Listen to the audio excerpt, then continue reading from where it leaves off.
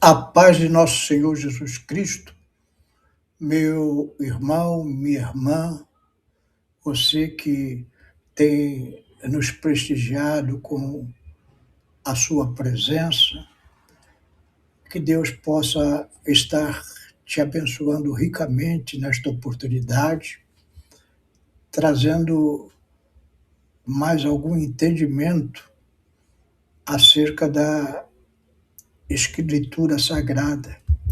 Nesse trimestre, nós estamos estudando a Igreja dos Gentios, ou seja, a igreja que surgiu no judaísmo, entre os judeus, com a morte e ressurreição de Jesus. Os apóstolos iniciaram a missão de pregar o evangelho por todo o mundo.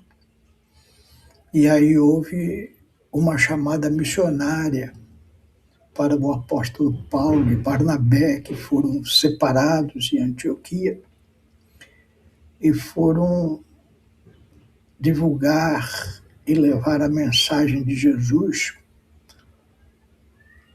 na sua primeira viagem missionária, como vimos anteriormente,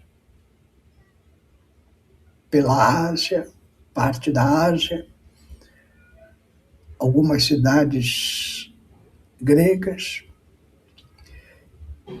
e agora eles retornam desta primeira viagem, e isso nos dá a continuação da lição de hoje. Então, a lição de hoje, lição de número 3, referente ao domingo 19 de julho de 2026, tem como título A Graça que Alcança Todas as Nações. A graça que alcança todas as nações. A graça é a salvação pelo perdão dos nossos pecados, pelo sangue de nosso Senhor Jesus Cristo. Não precisando nós fazer nada para sermos agraciados, a não ser crer que Jesus morreu pelos nossos pecados e ressuscitou e que está vivo e que um dia nós iremos, pela fé, morar com Ele. O nosso texto para a meditação de hoje está lá em Atos 15. Eu recomendo que você faça a leitura de todo o capítulo, embora nós não vamos ler totalmente, nem vamos meditar totalmente sobre ele, mas é importante você aproveitar esses momentos para ir atualizando as suas leituras no Evangelho e acrescentando conhecimento à tua vida espiritual. Nós vamos ler apenas alguns versículos, Atos 15, 3 a 5, e os versículos 28 e 29. E depois eu vou orar, pedindo a bênção de Deus sobre o nosso estudo e também sobre a sua casa, sobre a sua família, sobre a sua vida, para que Deus possa estar te abençoando ricamente.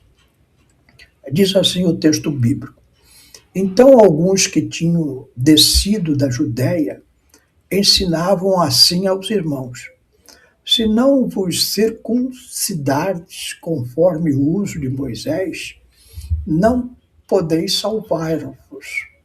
Tendo tido Paulo e Barnabé não pequena discussão e contenda contra eles, resolveu-se que Paulo e Barnabé e alguns outros dentre eles subissem a Jerusalém, aos apóstolos e aos anciãos sobre aquela questão. E eles, sendo acompanhados pela igreja, passavam pela Fenícia e por Samaria, contando a conversão dos gentios, e davam grande alegria a todos os irmãos. E quando chegaram a Jerusalém, foram recebidos pela igreja e pelos apóstolos e anciãos, e lhes anunciaram quão grandes coisas Deus tinha feito com eles.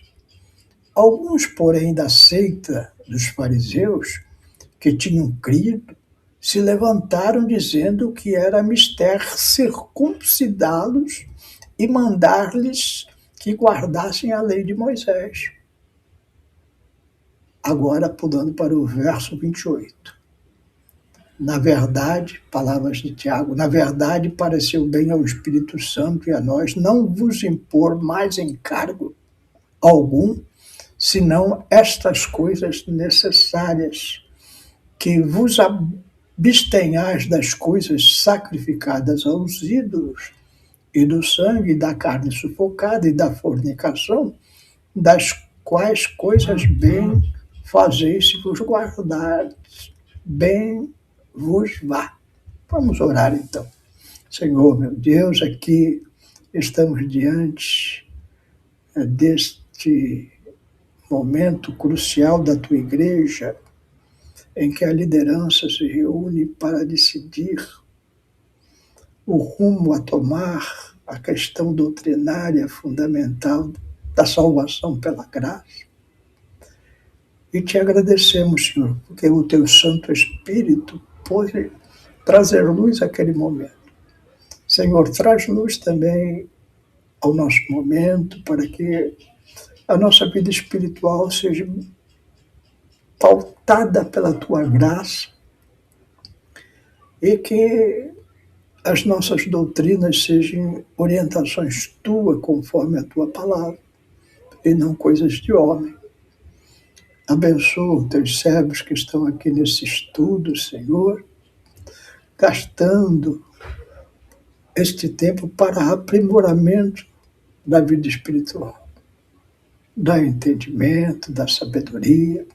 Abençoa a casa dos teus servos, a vida dos teus servos, Senhor, os filhos dos teus servos, os netos, bisnetos, Senhor. Abençoa o trabalho da mão dos teus servos, Senhor, seja em serviços externos, seja dentro da própria casa, Senhor. Dá saúde aos teus servos, Senhor, é o que eu te peço em nome de Jesus. Amém. Hoje nós vamos falar sobre um momento, um dos momentos mais decisivos da história da igreja primitiva. O Concílio de Jerusalém, registrado aqui, como já lemos parte, em Atos 15. Um episódio que poderia ter dividido o cristianismo logo no início. Mas, graças a Deus, acabou moldando o futuro da fé para sempre. Qual foi a controvérsia? Com o evangelho se espalhando rapidamente, após a primeira viagem missionária do apóstolo Paulo e Barnabé, como já vimos nas lições anteriores, Paulo e Barnabé, separados pelo Espírito Santo, parte de Antioquia para Chipre, depois vão para parte da Ásia e algumas cidades gregas. Uma viagem longa, demora mais que ano. Quando voltam, tinham estabelecido igrejas em todas aquelas regiões e muitos gentios, ou seja, não judeus, tinham se convertido ao evangelho. Gente que não tinha nenhuma ligação com a cultura judaica, asiáticos, gregos. não conheciam e não tiveram nenhum contato com a lei de Moisés, nenhuma tradição religiosa do povo judeu. E foi ali que surgiu o problema. Lá em Israel, alguns cristãos judeus começaram a ensinar que para seguir Jesus, os gentios precisavam primeiro adotar práticas judaicas, especialmente a circuncisão, que tinha sido a aliança de Deus com Moisés quando saiu das terras do Egito. Em outras palavras, antes de serem cristãos, precisavam se tornar judeus.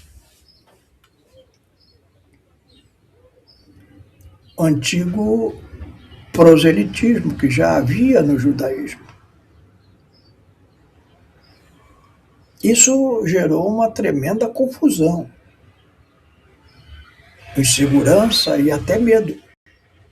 Afinal, eles estavam conhecendo o Evangelho como uma mensagem de liberdade, não como um pacote de rituais culturais.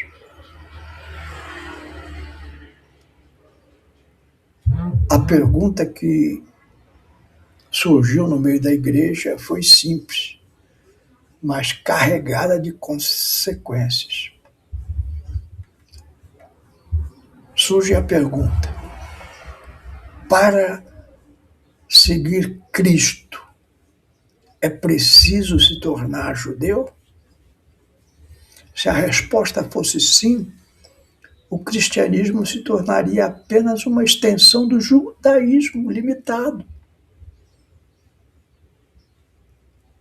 pela sua cultura, pela cultura judaica. Estaria preso a tradições que não faziam sentido para o resto do mundo. Se fosse não, então a fé se abriria para todas as nações, sem exigir que elas abandonassem suas identidades culturais. E aí, quando voltamos para o texto, o concílio em Jerusalém, diante dessa tensão, os apóstolos e líderes se reuniram na cidade de Jerusalém. Não foi uma reunião comum, foi um debate sobre o futuro da fé. É importante nós debatermos e defendermos a nossa fé e o futuro dela. Ainda é importante hoje.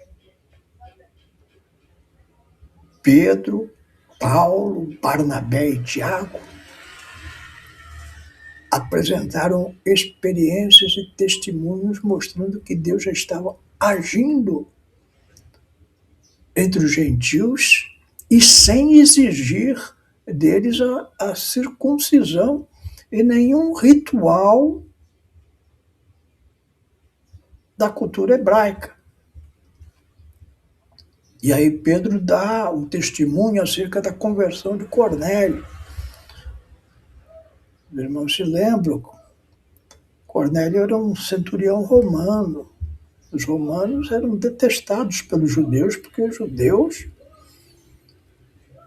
pagavam impostos e estavam subjugados ao Império Romano.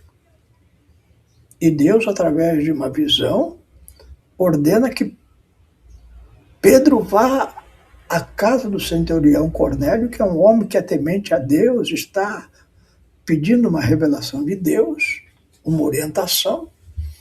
E Pedro, a princípio, se recusa a entrar na casa daquele homem, que era considerado no judaísmo uma impureza ritual. Mas o Espírito Santo, através dos seus mensageiros,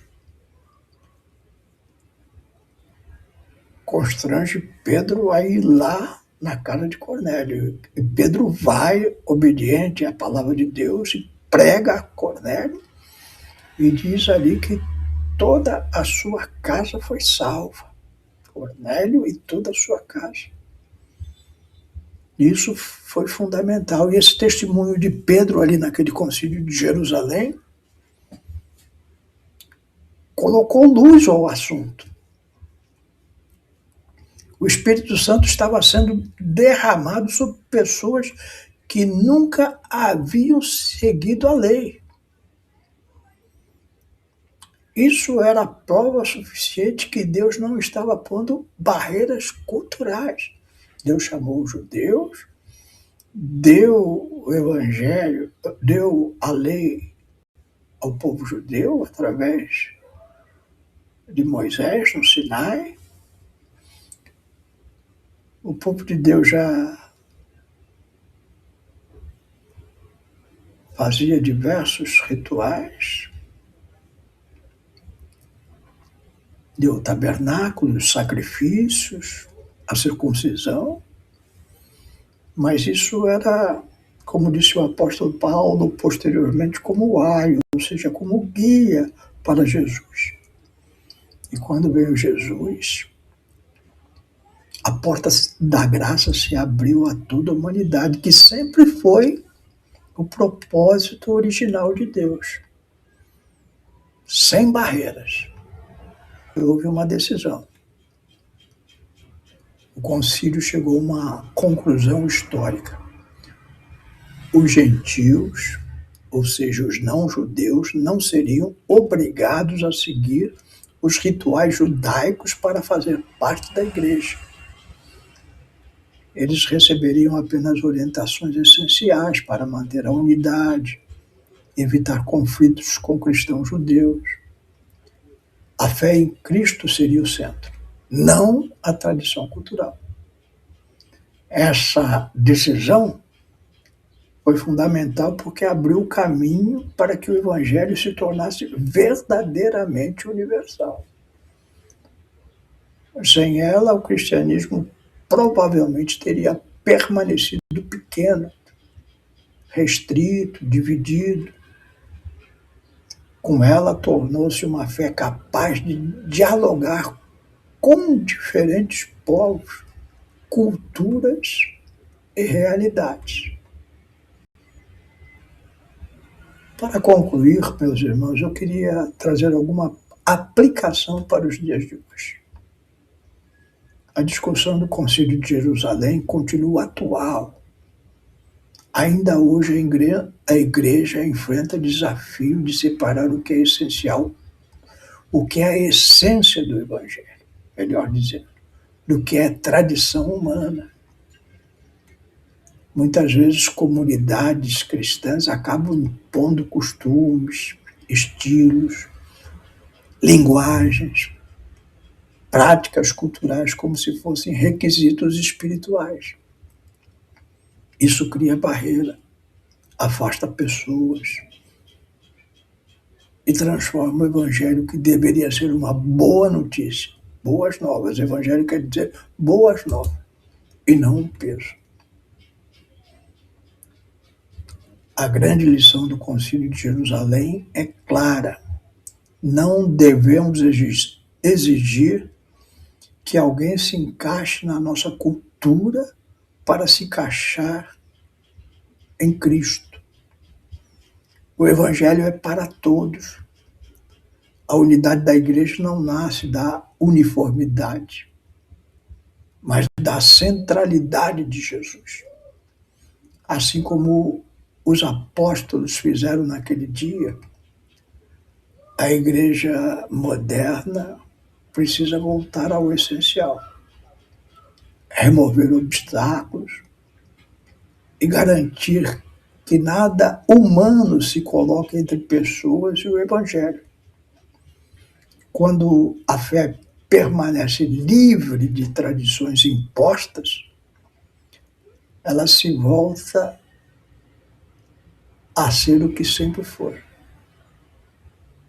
Uma mensagem transformadora, capaz de alcançar qualquer pessoa, em qualquer lugar. Não pregue igreja, meu irmão, minha irmã. Pregue Jesus, que liberta da escravidão do pecado. Que Deus te abençoe. Que você possa manter no seu coração e pregar aos outros a essência do Evangelho. Só o sangue de Jesus nos purifica de todo pecado.